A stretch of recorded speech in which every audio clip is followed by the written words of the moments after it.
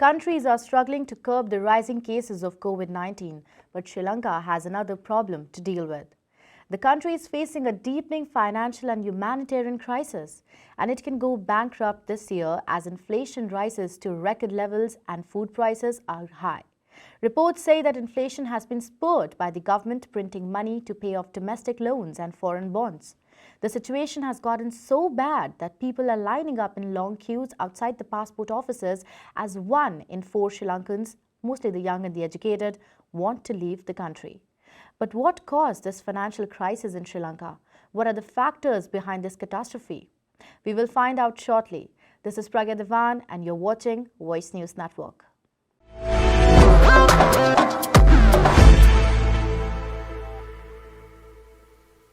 Sri Lanka is facing the biggest financial debacle of its history.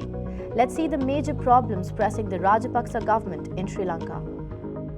The biggest contributing factor in Sri Lanka's financial crisis is the huge foreign debt, particularly to China. Sri Lanka owes China more than $5 billion in debt and last year took an additional $1 billion loan from Beijing to help with its acute financial crisis, which is currently being paid in installments. If we take a closer look at the assets and liabilities of the country, Sri Lanka will be required to pay an estimated $7.3 billion in domestic and foreign loans, including a $500 million international sovereign bond repayment in this month itself. And as per government data, as of November 2021, Sri Lanka's foreign currency reserves were just $1.6 billion. You do the math. The times are so desperate for Sri Lanka that the government is opting for a barter system to clear off some of its debt.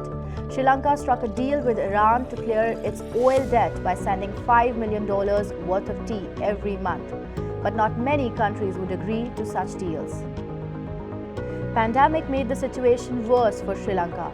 The tourism industry in Sri Lanka accounts for 10% of its GDP. This was hit hard by COVID-19, so much so that Colombo's forex reserves dropped sharply. As a result of falling foreign exchange reserves, the cost of imports skyrocketed and the cost of Sri Lanka's rupee has depreciated around 8% last year.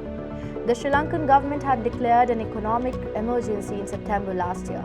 The situation has become so bad that the government had to summon the army to ration the supply of essential goods. Now, what efforts does the Sri Lankan government is taking to make the situation better?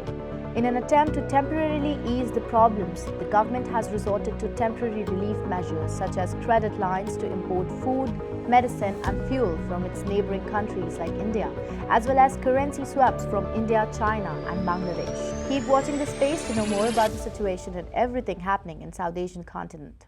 Thanks for watching.